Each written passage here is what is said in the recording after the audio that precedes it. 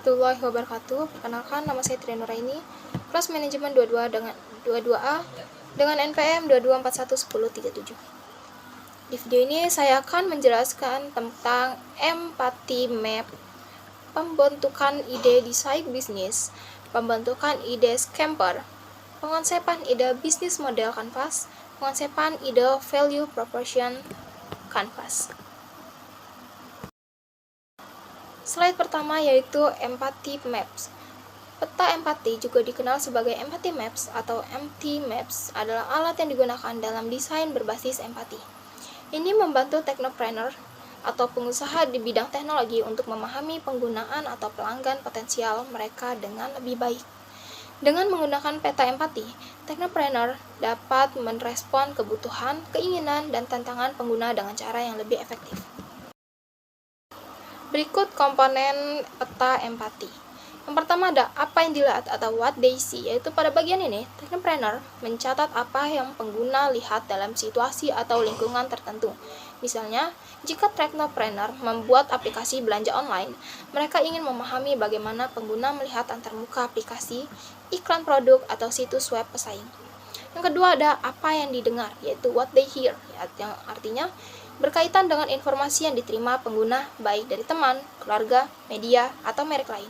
Contohnya, bagaimana rekomendasi teman atau ulasan online mempengaruhi persepsi pengguna tentang produk atau layanan technopreneur. Yang ketiga ada apa yang dirasakan atau what they feel, yaitu fokus pada emosi atau perasaan pengguna dalam konteks pengalaman mereka.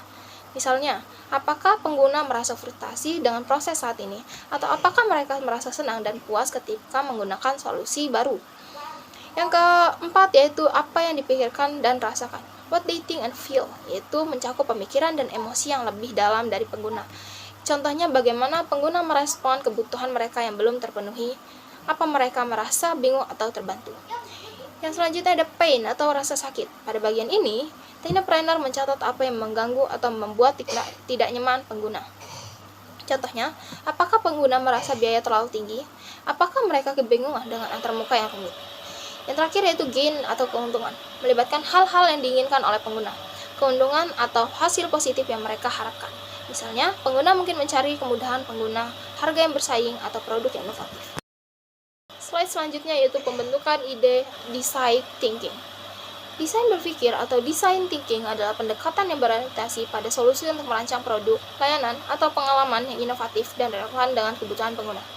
Saat menggunakan desain berpikir, untuk pembentukan ide, fokus utamanya adalah pada pemahaman yang mendalam tentang pengguna, pemecahan masalah kreatif, dan pengujian iteratif untuk mencapai solusi yang optimal. Adapun langkah-langkahnya, yang pertama yaitu empati atau empathize, yaitu fokus pada pemahaman mendalam tentang pengguna, masalah, dan konteks. Kita dapat melakukan wawancara, observasi, atau riset untuk mendapatkan wawasan langsung dari pengguna. Yang kedua ada mendefinisikan atau define, yaitu tetapkan secara jelas masalah atau tantangan yang ingin Anda selesaikan berdasarkan wawasan yang Anda peroleh. Lalu kita dapat buat pernyataan tentang tantangan yang sangat fokus dan terfokus pada pengguna. Seperti, bagaimana kita bisa membantu orang tua yang bekerja menemukan perawatan anak yang dapat diantarkan dan terjangkau. Yang ketiga adalah ideasi atau ideate, yaitu berfokus pada pembuatan sebanyak mungkin ide tanpa menilai atau mengkritik. Kita dapat menggunakan teknik seperti sesi brainstorming, mind mapping, atau analisis perbandingan untuk menghasilkan ide yang kreatif dan beragam.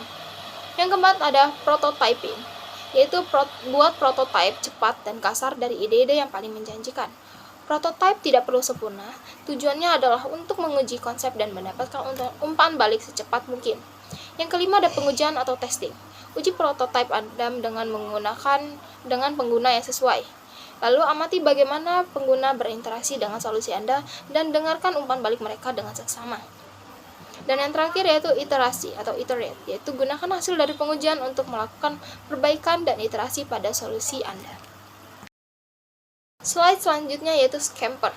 Scamper adalah sebuah teknik kreatif yang membantu dalam memunculkan ide baru dengan mengajukan pertanyaan kritis terhadap suatu konsep atau produk yang sudah ada. Teknik ini mengajukan 8 pertanyaan, yaitu masing-masing mewakili kata kunci dari scamper, yaitu S, substitute atau menggantikan, yaitu menggantikan bagian atau elemen dengan sesuatu yang berbeda. Contohnya, menggantikan bahan yang digunakan dalam produk dengan bahan yang lebih ramah lingkungan. Yang kedua yaitu combine. Combine yaitu menggabungkan dua atau lebih elemen yang berbeda menjadi satu. Contohnya, menggabungkan fungsi dari dua produk menjadi satu produk yang serbaguna. Yang ketiga yaitu adapt, yaitu menyesuaikan sesuatu yang sudah ada untuk digunakan dalam konteks atau cara yang berbeda. Contohnya, menyesuaikan desain produk agar lebih ekonomis dan mudah digunakan. Yang keempat yaitu modify, yaitu memodifikasi bagian atau fitur dari suatu konsep atau produk. Contohnya, memodifikasi warna, ukuran, atau bentuk produk agar lebih menarik di pasar target. Yang kelima yaitu put to other use, yaitu menggunakan untuk tujuan lain.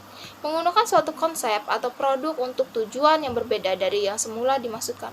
Contohnya, menggunakan alat atau teknologi yang awalnya untuk industri tertentu untuk digunakan dalam bidang lain yang memerlukan fungsi yang sama.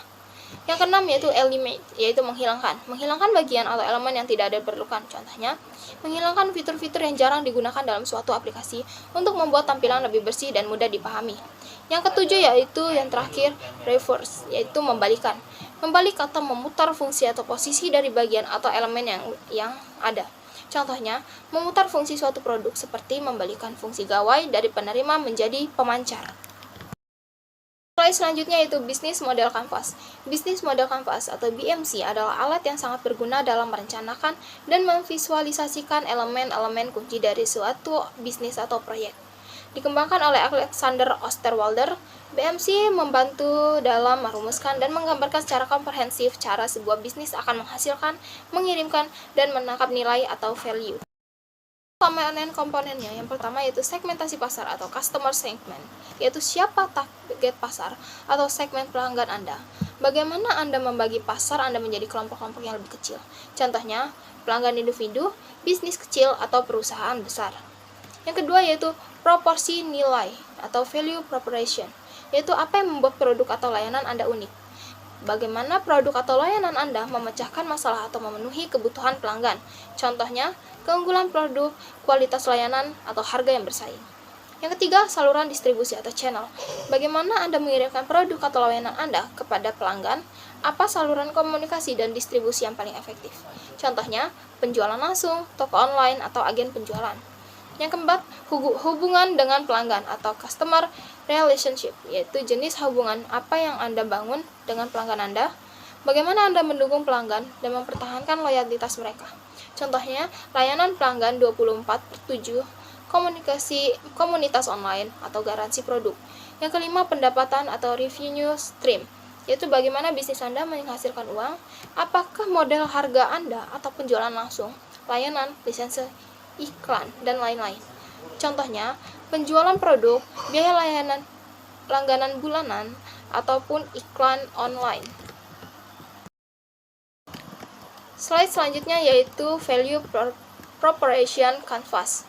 Canvas proporsi nilai atau Value Proposition Canvas adalah alat yang digunakan untuk merancang dan memvisualisasikan proporsi nilai sebuah produk atau layanan dengan fokus pada kebutuhan, keinginan, dan masalah pelanggan.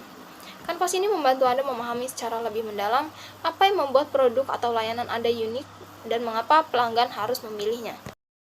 Komponen utamanya, yang pertama, peta pekerjaan pelanggan atau customer job. Misalnya, apa tugas atau pekerjaan yang harus dilakukan oleh pelanggan? Contohnya, menyusun anggaran keuangan, mencari informasi produk, mencari solusi masalah, dan lain-lain. Yang kedua yaitu masalah pelanggan atau customer pains. Apa masalah, hambatan, atau ketidaknyamanan yang dihadapi pelanggan saat menjalankan tugas mereka. Contohnya, biaya tinggi, kurangnya waktu, kesulitan mencari informasi, kualitas produk rendah, dan lain-lain. Yang ketiga yaitu keuntungan pelanggan atau customer gains. Apa yang diinginkan, dicari, atau diharapkan oleh pelanggan saat menjalankan tugas mereka. Contohnya, efisiensi waktu, kualitas produk yang tinggi, harga yang kompetitif, pengalaman yang menyenangkan. Yang keempat, produk dan layanan atau product and service. Apa produk atau layanan yang Anda tawarkan kepada pelanggan? Bagaimana produk atau layanan Anda memecahkan masalah atau memenuhi kebutuhan dan keinginan mereka. Contohnya, fitur produk, solusi yang ditawarkan, layanan purna jual, dan lain-lain.